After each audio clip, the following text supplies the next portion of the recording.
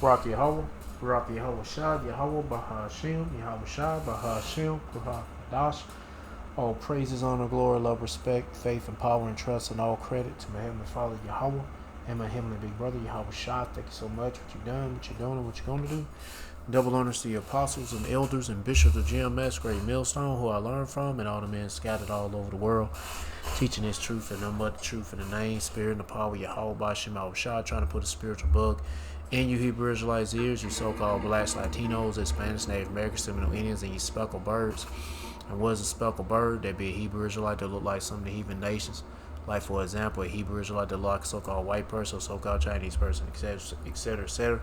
Got some videos lined up on what's going on around the world with plagues from El Ninos and wildfires and mysterious shit being dropped from the sky from helicopters and famine and food shortages and data centers sucking up all the resources of water and such and lockdowns and all that stuff. Anyway, I'm gonna play these videos. I'm gonna get into the scripture my best ability. Say whatever God say through spirit and power. Yahweh by Shema Shah, the Holy Spirit, the Kurahak Dash, Lord willing be on me. Let's get it. Welcome to the We On podcast. In this episode, we explore how a potentially historic El Nino could unleash extreme heat floods, droughts, and global disruption, while scientists warn the world may soon face unprecedented climate consequences. Scientists are closely monitoring Pacific Ocean temperatures as climate models warn of a potentially powerful El Nino developing in 2026. According to a report, there is a 70% chance of El Nino developing by June, and it would be a horrifying glimpse at what the world will be like in the next 10 years. Several parts of the world are already feeling the effects of climate change, with heat waves killing people. The Washington Post reported that the El Nino in 2026 will be one of the most powerful in recorded history and will break records set in 1877. Multiple climate models predicted for 3 consecutive months that a monster El Nino would hit the planet this year. The world needs to prepare for devastating weather events. El Nino is Spanish for the boy and is a climate phenomenon characterized by the unusual warming of surface waters in the central and eastern equatorial Pacific Ocean. It is the warm phase of a larger cycle called the El Nino Southern Oscillation. In normal conditions, trade winds blow west across the Pacific, pushing warm water toward Asia. These winds weaken during El Nino and sometimes even move in the reverse direction. When this happens, the warm water drifts back towards the Americas. This disrupts global weather patterns by changing where heat and moisture enter the atmosphere. According to New York Times opinion columnist David Wallace Wells, when freak El Nino hit the planet in 1877, it wasn't merely limited to floods, droughts, and heat. It had lasting consequences because of the social conditions of the time. In India, China, Egypt, and Brazil, famines killed millions of people. They were followed by epidemics in which the poorest populations were impacted the most. Wallace Wells wrote, "What comes next, as ever, would be as much a matter of political economy as climate. This means it will depend on the country."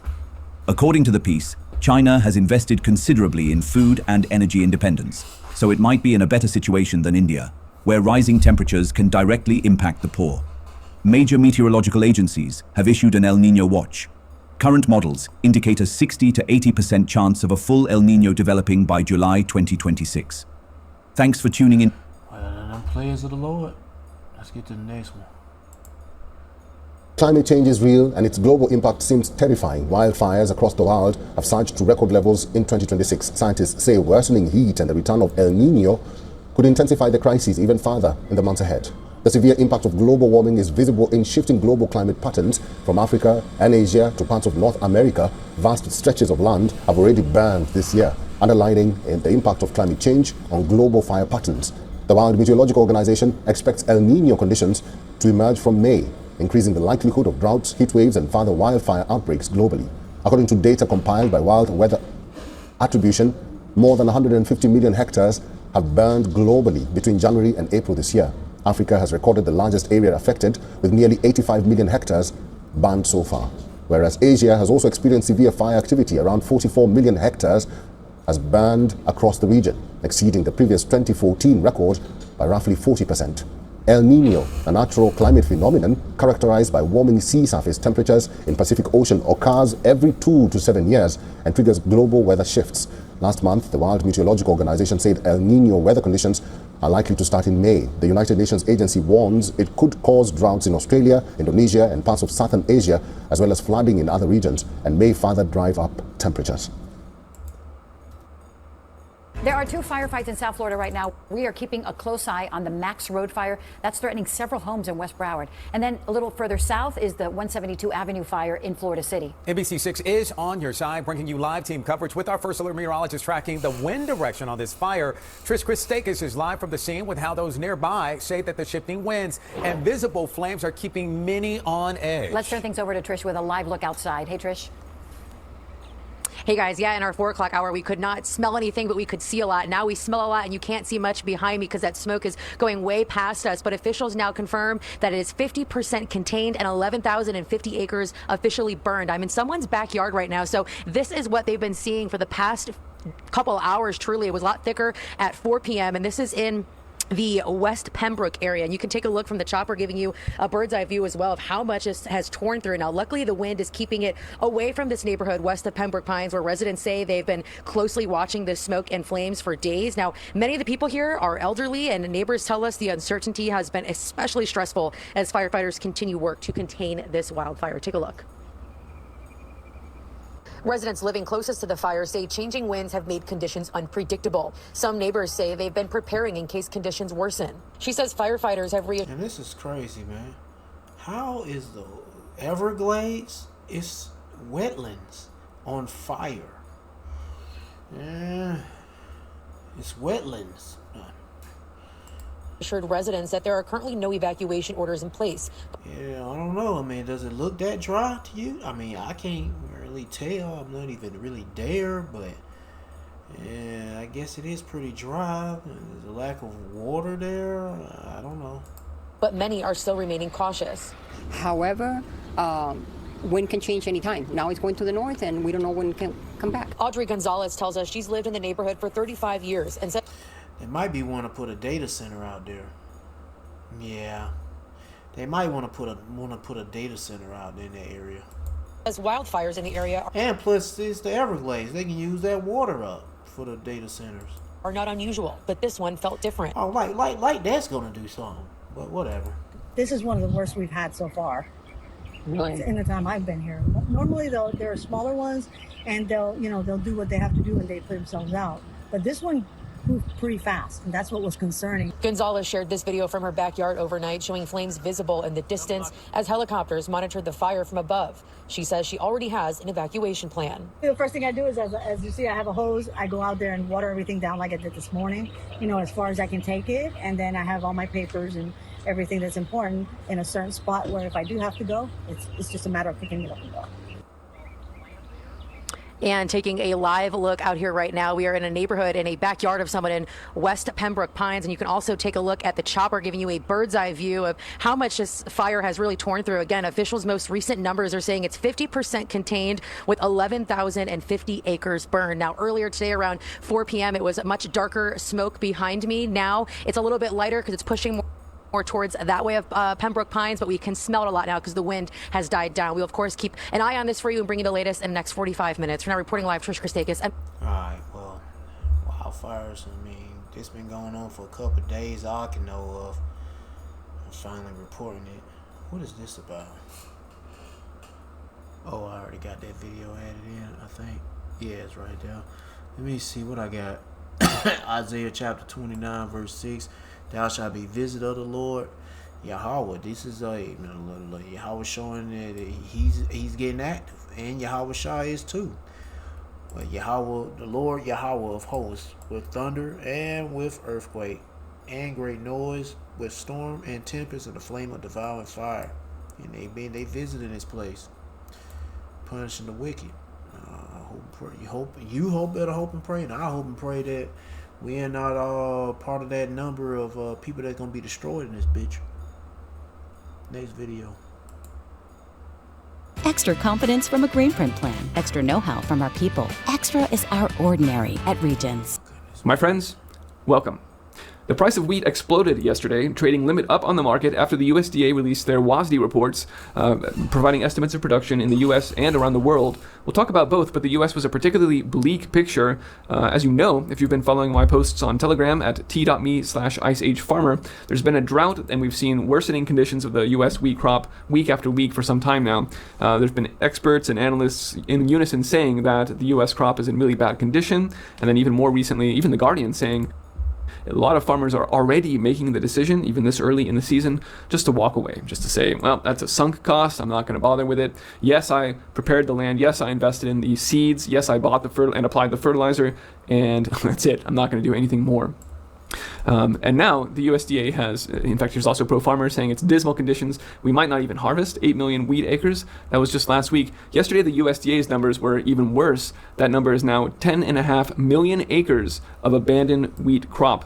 So it'll just be left in the ground. Again, this is coming from the USDA. So 3 things to consider there. Number 1, the USDA is not known for being honest. They're usually particularly rosy and optimistic in their estimates, and they will often even revise numbers afterwards so as not to spook the market. So we already have reason to say maybe this is already a bit of an optimistic number. Number 2, the conditions are still deteriorating, right? The drought is ongoing, and so the condition of the crop itself could get worse. And then number 3, abandonment is a function of whether or not it makes economic sense to even bother with the poor crop that's in the ground. And if, or as, the price of diesel continues to go up in this energy crisis, then that decision becomes less and less viable, right? It becomes more and more like expensive to actually harvest, and with a bad crop, there'll be more and more people walking away. So this 37% abandonment rate, again, just putting that in perspective, that means more than 1 in 3 acres that farmers planted of wheat is not worth harvesting right now. That's how bad this is.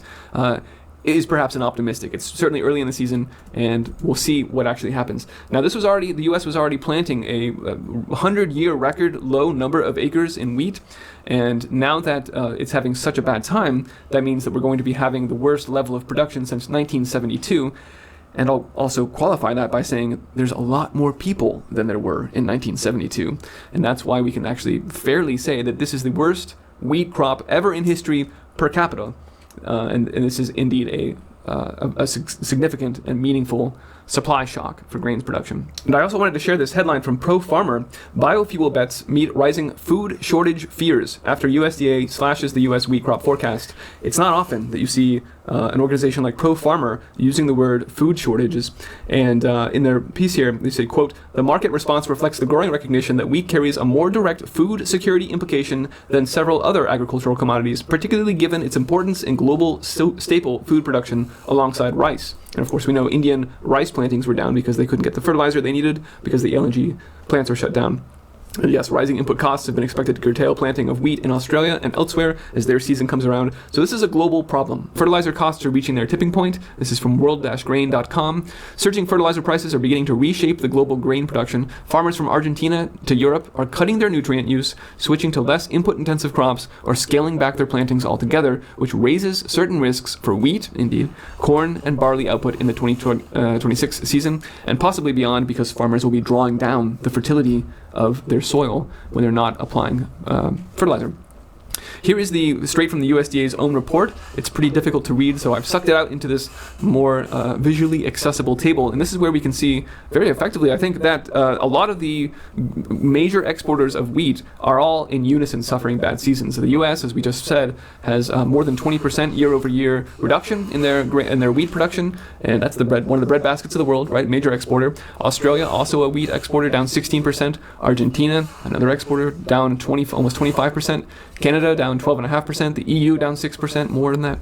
Russia, another major exporter, is down 5%, although that's after a record crop last year, but still this is a tightening across the globe. And then Ukraine also down 4.5%. The net, when you put the whole picture together, is that the global wheat production numbers year over year are down 3%. And that's happening at a time when food prices are already rising because the cost of doing business, of transporting those grains, of drying those grains, given the energy prices, a lot of other factors play into the price you and I pay at the store if we go find them at the grocery store. And so this is just the baseline, and it's already looking like, indeed, it's already a historic supply shock. So I wanted to mention this today because you need to get ahead of this, right? If the energy crisis continues to accelerate, and there's every indication that it will, given the geopolitical situation, if the crop conditions continue to deteriorate, and there's every indication that that's going to happen because the drought is ongoing, then this is, as I said, the USDA's current estimates are still a rosy outlook, and the actual outcome here could be even worse, historically worse. And when this is happening, we said there would be a food crisis as a result of the energy crisis, and all of these other factors just make that even more of a certainty. So now is a great time to grow your garden, to plant more. If you haven't already used every last inch, go throw some more in the ground right now. Go add some more animals to your operation or to your garage, right? Whatever skill you're on or could be at is now time to maximize that and really try. Yeah, pretty much seek Yahweh Shemawashah. Anyway, let's see some other videos. I don't know what this is about. And I don't know what this is about. I think it's something to do with the virus and shit. I don't know, whatever lockdown. Let me see. I'm gonna add these in. Let's see what this is about, and then yeah, let's see. Let's get to the next one. What's up, guys? Dabu 7. Got us a nice black snake here. Good to have them running around, keeping down any rodents and any other poisonous snakes. So hope all is good. Got to watch out for those snakes out there. There's plenty of them, right? But some are good. Good to have around. Yeah, some of them we call false prophets. We've got a lot going on out here, and in terms of seeing the setup in front of us, that's disastrous. That's exactly what we've got going on here in terms of what I see. And I'm talking all kinds of different angles. The water situation, this is all manufactured. Like water wars, right? But the drought is engineered to make this whole situation way worse than what it needs to be. Our government's not making any moves to try to use technology for good at all. They're not putting up desalination plants, shipping in water, or doing anything like that. What's happening here is this whole thing with Hormuz seems to be engineered to reset the globe. And what's about to happen is things are just about to disappear. Okay? In terms of the oil, I have an article I'm going to leave below, and it goes over all the numbers and all the data. Okay? And it shows clearly that the last ship that filled up with oil that came out of Hormuz has already came to the port of Long Beach and dropped that off on May 3rd. It's gone. It's out of here. You can expect there's nothing coming behind it. They're saying that we are projected to run out of usable oil by the 4th of July of this year. Hey, that's a nice date for that shit to happen. Celebrating the 250th year of a miracle. Shit. If we don't get this together, get it opened up and get things moving. So what's going to happen is you're not going to see, per se, $6, $7, $8 gas in some places. You're going to see $10, $20 gas. You might as well say, fuck that shit.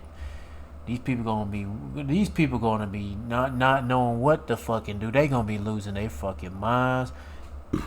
People gonna be damn puncturing gas tanks. They can see a car moving around. They gonna wait till that motherfucker stop and that person park their car and they leave, and they gonna puncture gas tanks, stealing, ciphering fuel. It's gonna get fucking retarded out here. Just not gonna see it. And speaking of that, I was watching, what was it, Punisher, the one last kill. I didn't expect it would be. It was alright, but it was based off the comic. But I'm not into the comic shit. I just seen it was all. They were looking for just that one guy, Frank Castle, and this gangster bitch, or this bitch from the mob. She or whatever the fuck. She part of this mob family. Send a hit out on Frank Castle. Everybody hunting down Frank Castle. Where he at? All these goons, all these random ass niggas on the streets. Well, just terrorizing the streets. Pretty much all hell breaking loose. Terrorizing the streets. Just all hell breaking loose. That's it. And it's gonna be like that. I'm watching that shit. And it gave you a good cleanse. It was just straight up all hell breaking loose. Just wild shit happening. Anyway, but in the TV show, I mean, it wasn't a TV show. It was a short film. It was sort of like, it wasn't as, it was all hell breaking loose, but it's going to be much worse than that. Maybe gas is there, though. Way worse than what they were showing on that short film. It only takes knocking out one thing, and that's diesel. When the diesel goes, it's over. It's game over. Yeah. Nothing moves. Tractors don't move. Truckers don't move. We're heading in that direction. Very quick. I'd have a plan for that. Join me for the live. Well, what your plan is, bro. Shit. Well, you better have a plan for you Israelites. His plan, if you're a speckled bird, an Israelite here, his plan need to be seeking Yahweh Shema Shah. Not no fucking Jeebus and none of that shit and prepping and all that stuff. I mean, nothing wrong with it, but it's not gonna save you. Cause boy, it's gonna get crazy out here. Food, everything. Let's get to this. Everyone is watching oil prices, everyone is watching gas prices, everyone is watching the Strait of Hormuz because they know it's one of the most important shipping routes in the world. But there is another crisis building underneath the surface, and it may end up hitting ordinary families in a very direct way. This is not just about petrol, this is not just about energy bills, this is about food. More specifically, it is about fertilizer. And if fertilizer becomes too expensive, too scarce, or too difficult to access, then farmers across Europe could face a much bigger problem. Because fertilizer is one of the hidden foundations of the modern food system. It helps crops grow, it helps farms produce enough food, it helps keep yields high. And when the price of fertilizer jumps, the cost of producing food jumps with it. That is why this story matters. The EU's fertilizer crisis is not just a farming story, it is a supermarket story, it is a household budget story, and it could become one of the next big drivers of food inflation. The warning is already being sounded. According to The Guardian, fertilizer shortages caused by the Iran war have already driven up costs for UK farmers by as much as 70%. That's a huge increase. And the reason this matters for Europe is simple. The UK is not the only place exposed to global fertilizer markets. European farmers also depend on fertilizer, natural gas, imported raw materials, and global shipping routes. So when a major choke point like the Strait of Hormuz is disrupted, the impact does not stay in one country. It spreads through energy markets. It spreads through shipping markets. It spreads through agriculture. And eventually, it can spread into the price of bread, milk, meat, vegetables, and everyday groceries. Fertilizer shortages caused by the Iran war have driven up costs for UK farmers by up to 70% and will have a dramatic impact on food prices globally next year, according to one of Britain's most powerful property and farming companies. Mark Preston, executive trustee of the 349-year-old Grosvenor Group, controlled by the Duke of Westminster, said fertilizer was already quite expensive before the 50% to 70% surge in prices since the start of the Iran war in late February. The effective closure of the Strait of Hormuz, which Iran's Islamic Revolutionary Guard Corps said on Wednesday could soon reopen, has throttled global supplies of fertilizer crucial to growing food crops. That is the key point. This is not a small increase. This is not a normal seasonal rise in farming costs. A 50 to 70% jump in fertilizer prices changes the calculation for farmers. It means some farmers may delay buying. Some may buy less. Some may switch what they plant. Some may take the risk of using less fertilizer and hoping yields do not fall too sharply. But farming does not work like a tap that can simply be turned on and off. Decisions made today can affect harvest months from now, and that is why the timing matters. The food price impact may not show up immediately, it may arrive later when lower fertilizer use starts to affect the amount of food being produced. Take a look at this clip from Bloomberg, where John Denton, the Secretary General of the International Chamber of Commerce, explains why the Strait of Hormuz crisis is not only about oil and gas, but also about fertilizer, food, and the real economy. I mean, I'm working on the Strait of Hormuz at the moment because one of the issues there, and I think people are starting to realize that, the Strait of Hormuz is actually not just a combatants between the US and Iran. It's also framed very much in oil and gas, but people are forgetting or not seeing yet, which is one of the most important elements, is a crisis which is emerging around access to fertilizer. Yeah. Now, we're in 170 countries, I think, as we've discussed before, and we see very quickly in the real economy the impact of an access issue. So we've got not just a pricing issue, so a pricing cost issue, we've also got a challenge to actually get access to the product itself. So you've got the combination of a price shock and a supply shock, which is about to create a huge cataclysmic problem in the real economy, but in particular on food. And we saw this with the Black Sea, because we developed the Black Sea Agreement for the UN Secretary General, and we see similarities there. Because food pricing, the access to food, the inability to feed yourself, that's what gave rise to the Arab Spring. That's actually what causes political instability. That clip is important because it explains why the story is bigger than energy. Denton makes the point that people are framing the Strait of Hormuz mainly through oil and gas, but the fertilizer issue may be just as serious. And he uses two words that matter: price shock and supply shock. A price shock means the product becomes more expensive. A supply shock means the product becomes harder to get. When you have both at the same time, farmers are squeezed from both sides. They're not just asking, can I afford this? They're also asking, can I even get it? That is where the danger becomes much more serious for the EU, because Europe can absorb some price increase for a while. But if supplies become unreliable, that puts real pressure on farmers, food processors, retailers and consumers. Preston said that although UK crops were unlikely to be affected this year, as most fertiliser had already been used, the knock-on effect could arrive next year. Farmers are not buying that fertiliser, they're sitting on their hands and hoping things will improve, which they probably won't, he said. The multi-billion-pound company owns one of the UK's leading farms, a dairy and arable holding in Cheshire, England, as well as rural estates in Lancashire. I'm gonna start right there, but food crisis, yeah, in the UK or the EU, whatever, shit, well, pretty much the whole Europe, and then over here in the West Coast, the Western Hemisphere, yeah, America. Food crisis global. I'll just say it like that. Let me get to the scripture. And it's going down. And ultimately, all this shit is happening. These plagues are happening to punish the wicked. Yep. But when it comes to Esau, hey, never let a good crisis go to waste. And it's a perfect opportunity to have all these crises happen so they can bring in this new world order. And when people are suffering through this new world order, the lack of food and water and all that shit, time to roll out the chip implant. In order to get access to food and water and shelter and all that shit and safety, you got to get a chip implant. Yep. Ezekiel chapter 5 verse 16, when I shall send upon them the evil arrows of famine, and this the Lord saying this, the evil arrows of famine, which shall be for their destruction. And who will that be? That day be? That be the wicked. The wicked of the 2/3, the wicked of the, I just say the heathens and the 2/3 of Israel. And there be destruction. And destruction involves death. And which I will send to destroy you, and will increase the famine upon you, and will break your staff of bread. So the staff of bread, which would be the support system of the food processing and the growing and the raising up the food like livestock and delivering food and all that stuff, is going to get broken down by the Lord, man.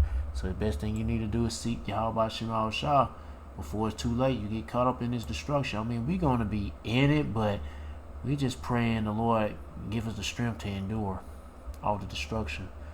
Yep. Next video. I have no clue who these people are or what they're doing, but they're on our fucking top field.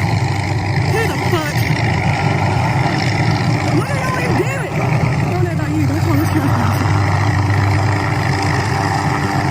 Who the fuck? Literally, in our top field. Oh, there they go.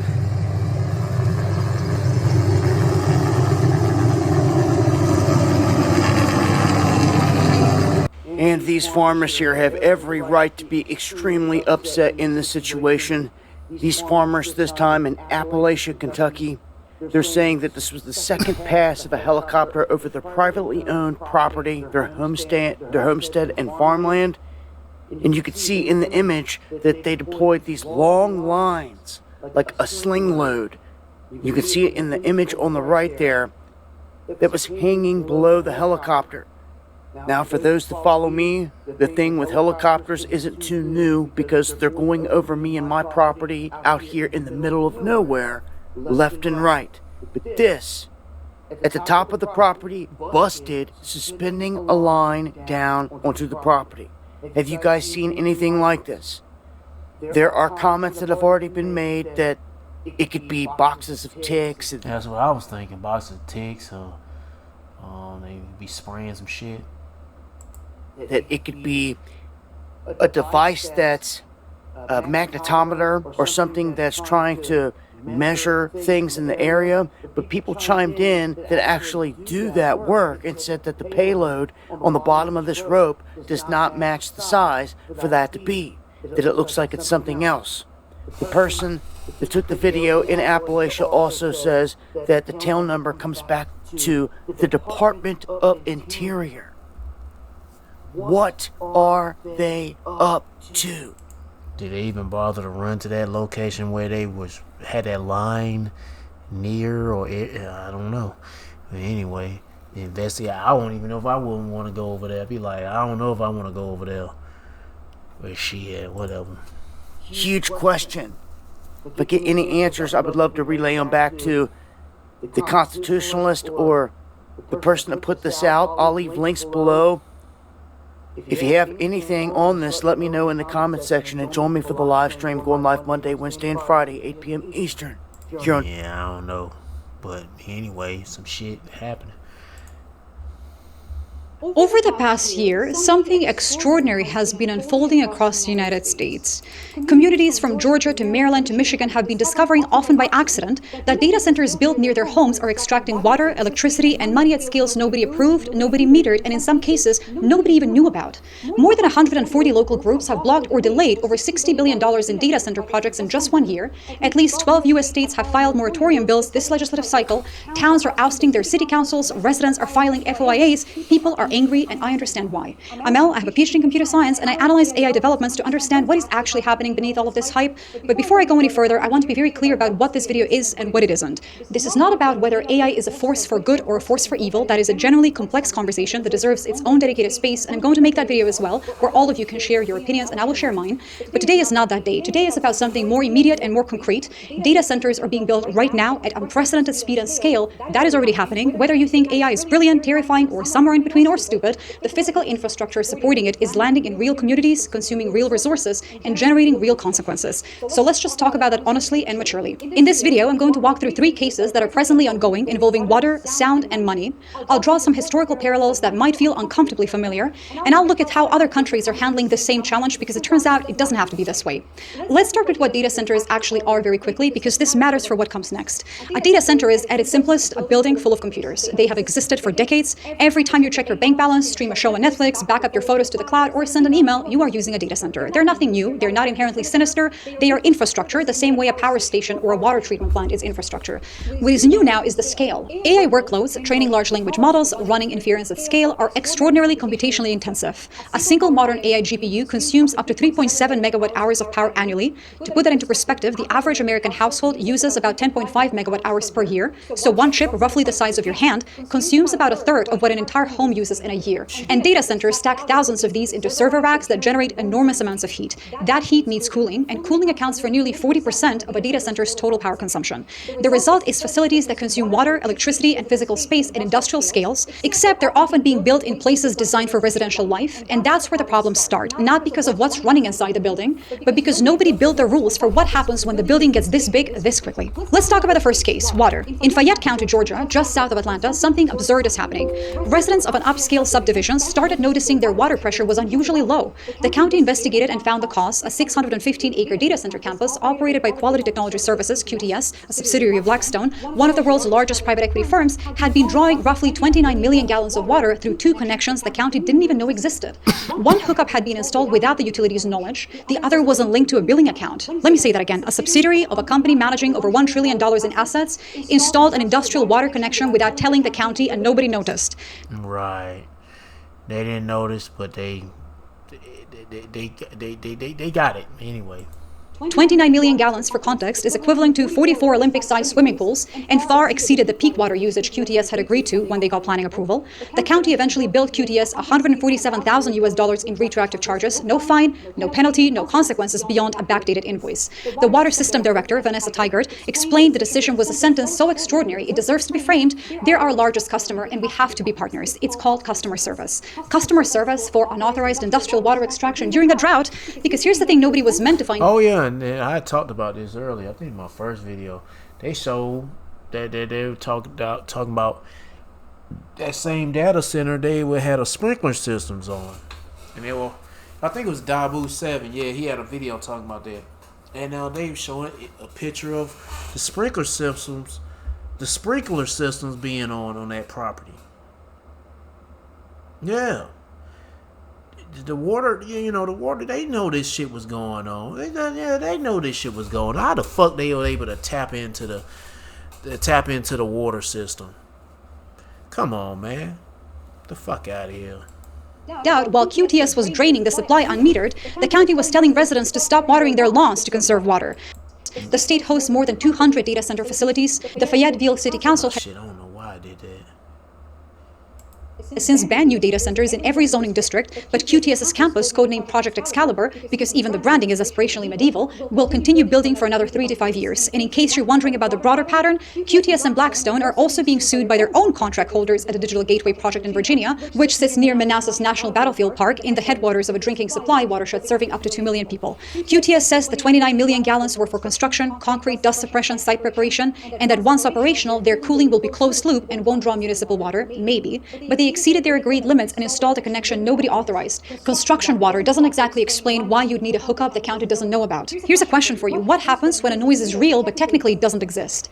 Data centers generate sound in ways that don't play nicely with existing regulations. The Environmental and Energy Study Institute reports that the high and low frequency sounds emitted by these facilities can reach 96 decibels, roughly as loud as a lawnmower at your ear, 24 hours a day, 7 days a week. The sources are varied and relentless. Industrial cooling fans deployed at enormous scale, backup diesel generators that can hit 105 decibels, louder than a snowmobile, and increasingly on-site natural gas turbines. These are essentially jet engines bolted to the floor, running continuously to generate power for facilities that have decided the electrical grid isn't reliable enough. Elon Musk's Colossus supercomputer in Memphis reportedly ran over 30 mobile gas turbines. Picture an airport, but the flights never stop, and nobody chose to live near the runway. But it gets more unsettling. Residents near data centers are increasingly reporting a phenomenon called infrasound. Frequencies so low they're inaudible to the human ear, but can be physically felt.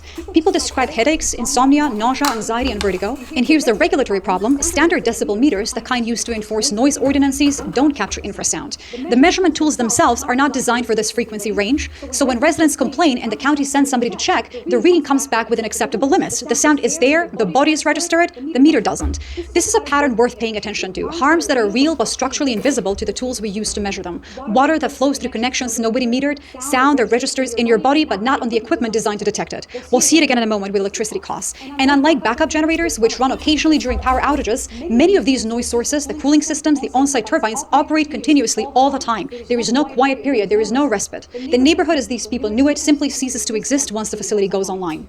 Which brings us to case number 3, money. If the Georgia water case feels like something you can touch and the infrasound case feels like something you can almost but not quite hear, the Maryland case is the version that arrives silently in your electricity bill and stays there forever. The Maryland Office of People's Counsel, the state agency that represents utility consumers, filed a complaint before the Federal Energy Regulatory Commission against... I ain't gonna play no more of this because it's 18 minutes long. But if you want to watch the rest of it, be my guest. They go to the title of it, they go to channel. Yeah, man, this place sucks, man. They getting away. Hey, this is what happens when the earth is given to the hands of the wicked. Yep. This is what happens when the earth is given to the hands of... What is this? This is big. More AI talk. But yeah, man, this is what happens when the earth is given to the hands of the wicked. These niggas just doing whatever the fuck they want to do and give the people the bill. But it also polluting the water, the air, the sound, the fucking soil, everything. Micah chapter 2 verse 10. Arise ye and depart, for this is not your rest, because it is polluted, it shall destroy you, even with a sore destruction. Place destroy you spiritually, mentally, and physically. Let's see what's going on here. I guess they talking about the virus. Supposedly it's a virus. Anyway.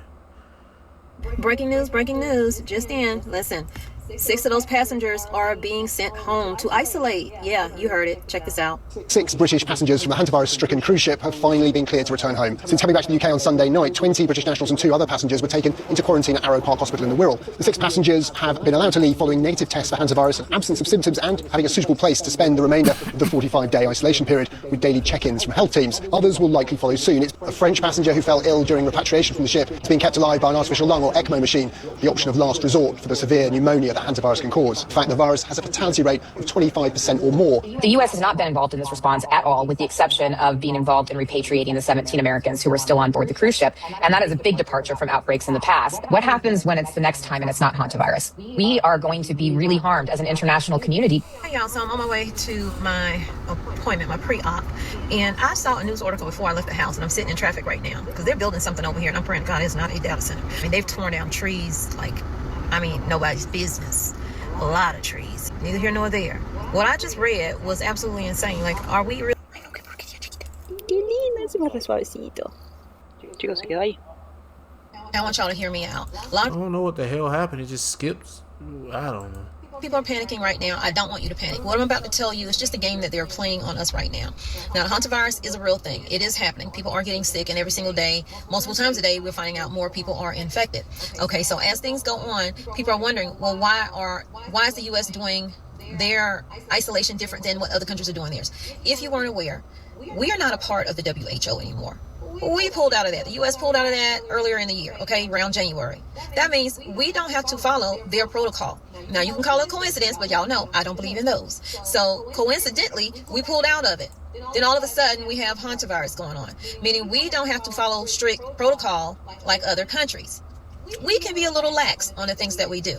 Now, are they being a little lax here in the United States compared to what other countries are doing with keeping people in isolation for 45 days or more?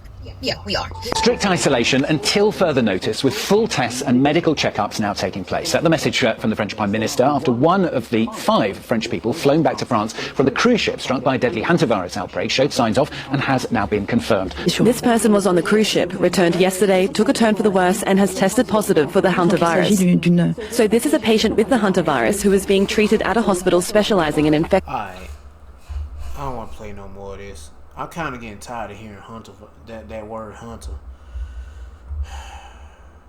Let's get to the next one. I really don't want to. I don't even want to talk much about it until they start. It's like, come on, Esau, come up with something better than this, nigga. The people are not falling for this shit, man. You got to be a little bit better than it, or make it happen, bro. I know pestilence is gonna go down, but I don't know about what the fuck this shit is about. I just don't know what the fuck this shit is about. I mean, god dang. I mean, I want some shit to go down. Come on with it. Come on with it. But that's all up to Yahweh Shemabashah. Yeah. Let me see what this is about. When they say lockdowns on this video, they talking about oil, energy crisis, or some lockdown. But I'm still gonna play it. See what it's about. Welcome to Daily Pulse, where we keep your finger on the pulse of the latest breaking news and the news they're keeping from you. A quick reminder to head on over to Rumble to watch our full show. If you're not subscribed to our channel yet, do so. I guess she like from New Zealand or either down, what's her name? Australia? She probably Jaffe. So right now to catch our no-holds-barred reporting brought to you by the Vigilant Fox and Z Media. Tonight, it appears almost 20% of the world's population is going into lockdown due to the Iran war. Former COVID officials are calling for PCR tests to return in the United States because of the rat virus. And more unexplained fireballs in the sky add to speculation about so-called UFO disclosure. Let's get into the Daily Pulse. Yesterday, India's Prime Minister Modi told his entire country in a very passionate national address that due to the world oil crisis caused by the Iran war, for the sake of patriotism, the whole country needs to return to COVID-style lockdowns, but worse. Oh, yeah. Yeah, the whole country of India. This time, not only do they need to work from home, return to video conferencing and online meetings, they're also not allowed to drive, and they need to use electric trains. Let's listen to this clip from his address and break down what he's saying here. माँ भारती को सर्वोपरि रखते हुए हमें एकजुट होकर के लड़ना होगा. And you know, that's sound like what America, when they talk about the gas and diesel going up, and they trying to dilute the shit out of the damn gasoline with more ethanol to keep you from not driving your car anymore, to have you lean towards electric vehicles or electric power transportation, so they, control the way you move. And anyway,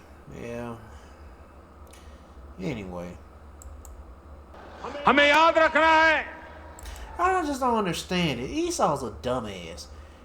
Do you want us? Okay, he doesn't want us to drive. I mean, it don't make any sense. You want to put surveillance in a car to track where we're going in this new car, and control us driving in the car, and But then you want to make it where it's so expensive to drive that motherfucker. But then also you want us to. Well, these new cars should handle the high level of ethanol that's being into the gas. I mean, I don't know, man. Anyway. Let me get that back to this monkey ass nigga. देश के लिए मरना ही. What it says, we have to remember that dying for the country is. Dying for the country is not the only patriotism. देश के लिए. Not the only patriotism, but living for the country. जीना और देश के. And fulfilling one's duty towards the country is what the fuck ever. प्रति अपने कर्तव्यों को निभाना वो भी is also देशभक्ति होती है. So patriotism. इसलिए वैश्विक संकट के. Therefore, in this time of global crisis. Hold on, bro. Let me just mute this shit. Global crisis. We have had to take some resolutions, keeping our duties paramount. Oh, fuck it. Might as well turn the volume back on. Because I still got to pause the video. कुछ संकल्प लेने होंगे और उन संकल्पों को. And fulfill those resolutions. पूरे समर्पण भाव. I'm not gonna read no more of this shit. से पूरा करना होगा. जैसे एक बड़ा संकल्प है पेट्रोल डीजल का संयम से इस्तेमाल करना. साथियों, हमें पेट्रोल डीजल का उपयोग कम करना होगा. The most damning parts of his speech are in the second half of the clip, which we will play in a moment, but we wanted to pause to emphasize the tactics here. This is very important. Remember during COVID how the propaganda started as, if you care about your neighbour, you'll stay home. Stay home, save lives. We are in this together. This is all very familiar language when we listen to Modi's speech. Patriotism isn't just dying for your country, it's living for it in the ways in which we tell you to. This is for Mother India, for our common good. This is how we show our patriotism, by limiting our freedom of movement. Lockdown for Mother India. Totally righteous self-sacrifice. You'll also recall that the public positive messaging around COVID didn't last very long.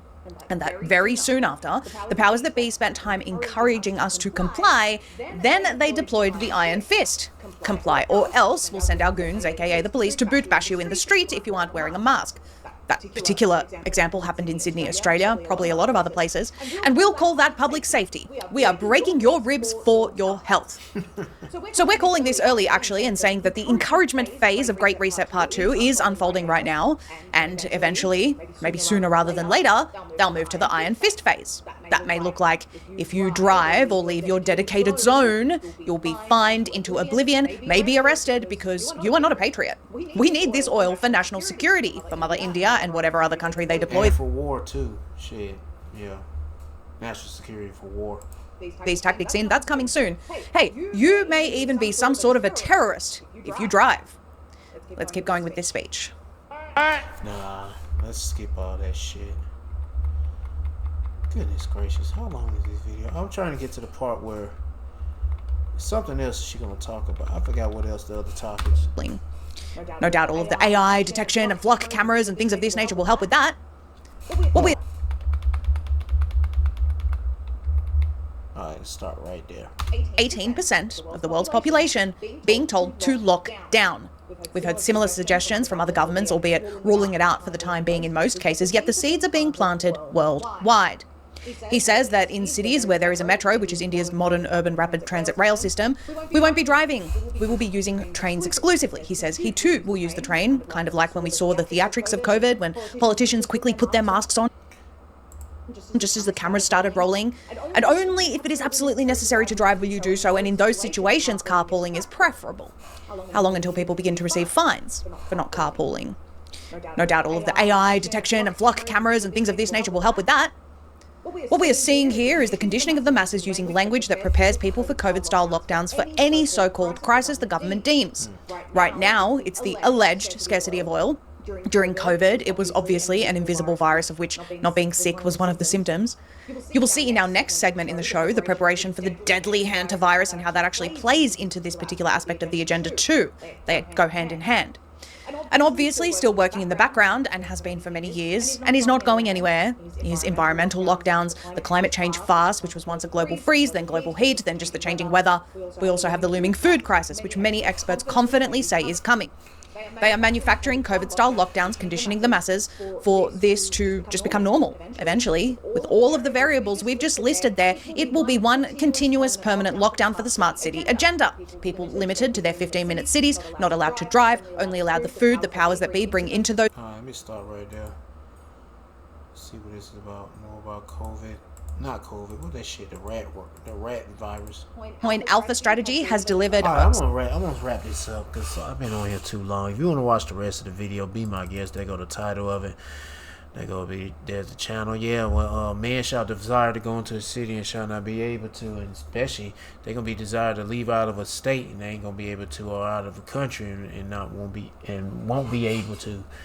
It's gonna be global lockdown for everybody. Hey, it's going down. I don't have anything else to say, man. All I can tell you, man, it's about to get crazy out here. Seek the Lord, man, and pray for us to keep you stable spiritually and mentally. But seek the Lord by seeking His prophets and take heed what to say and try to build a spiritual mental relationship with Yahweh Shema Shah by praying Yahweh Shema Shah, praising Yahweh Shema Shah, worshiping Yahweh Shema Shah, fearing Yahweh Shema Shah, and repenting in Yahweh Shema Shah.